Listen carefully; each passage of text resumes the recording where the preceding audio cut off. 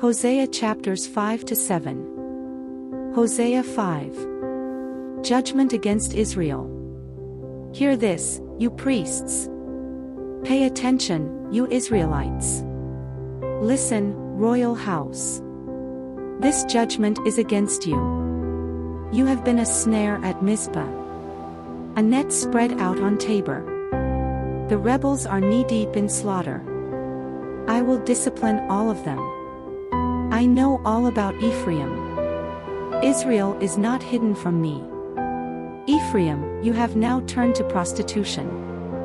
Israel is corrupt. Their deeds do not permit them to return to their God. A spirit of prostitution is in their heart. They do not acknowledge the Lord. Israel's arrogance testifies against them. The Israelites, even Ephraim, stumble in their sin. Judah also stumbles with them. When they go with their flocks and herds to seek the Lord, they will not find him. He has withdrawn himself from them. They are unfaithful to the Lord. They give birth to illegitimate children.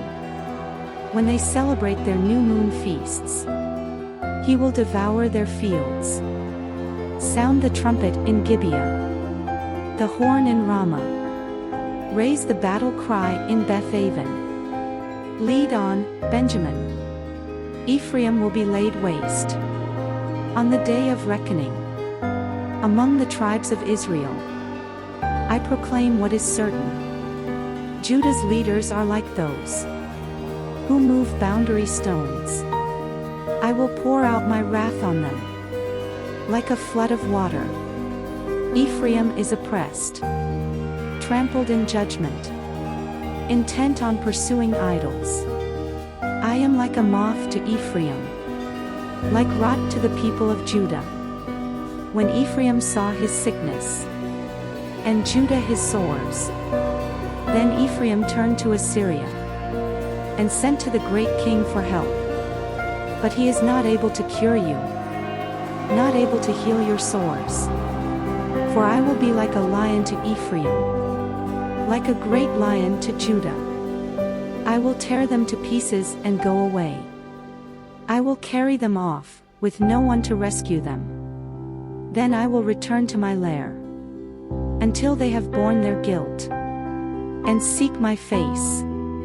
In their misery, they will earnestly seek me. Hosea 6. Israel unrepentant. Come, let us return to the Lord. He has torn us to pieces, but he will heal us. He has injured us, but he will bind up our wounds. After 2 days he will revive us. On the third day he will restore us, that we may live in his presence. Let us acknowledge the Lord. Let us press on to acknowledge him. As surely as the sun rises, he will appear. He will come to us like the winter rains, like the spring rains that water the earth. What can I do with you, Ephraim? What can I do with you, Judah? Your love is like the morning mist, like the early dew that disappears. Therefore I cut you in pieces with my prophets. I killed you with the words of my mouth. Then my judgments go forth like the sun.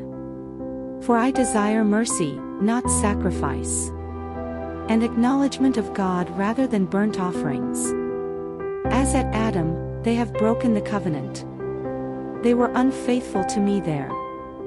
Gilead is a city of evildoers, stained with footprints of blood. As marauders lie in ambush for a victim, so do bands of priests. They murder on the road to Shechem, carrying out their wicked schemes. I have seen a horrible thing in Israel. Their Ephraim is given to prostitution. Israel is defiled. Also for you, Judah, a harvest is appointed, whenever I would restore the fortunes of my people. Hosea 7. Whenever I would heal Israel, the sins of Ephraim are exposed. and the crimes of Samaria revealed. They practice deceit. Thieves break into houses. Bandits rob in the streets. But they do not realize that I remember all their evil deeds. Their sins engulf them. They are always before me. They delight the king with their wickedness, the princes with their lies. They are all adulterers, burning like an oven, whose fire the baker need not stir. From the kneading of the dough till it rises, on the day of the festival of our king, the princes become inflamed with wine, and he joins hands with the mockers.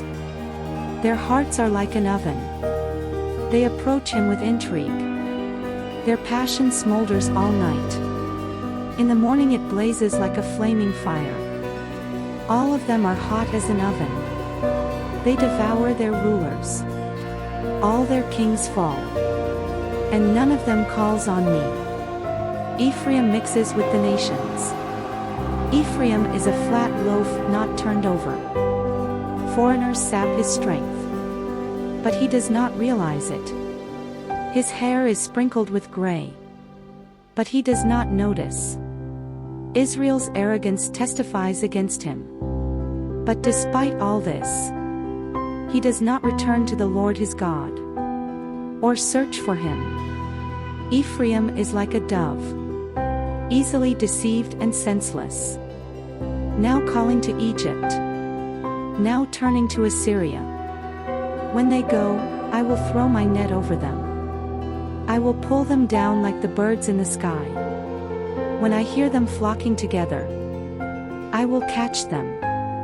Woe to them, because they have strayed from me. Destruction to them, because they have rebelled against me. I long to redeem them, but they speak about me falsely. They do not cry out to me from their hearts, but wail on their beds. They slash themselves, appealing to their gods for grain and new wine. But they turn away from me. I trained them and strengthened their arms, but they plot evil against me. They do not turn to the Most High. They are like a faulty bow. Their leaders will fall by the sword, because of their insolent words. For this they will be ridiculed in the land of Egypt.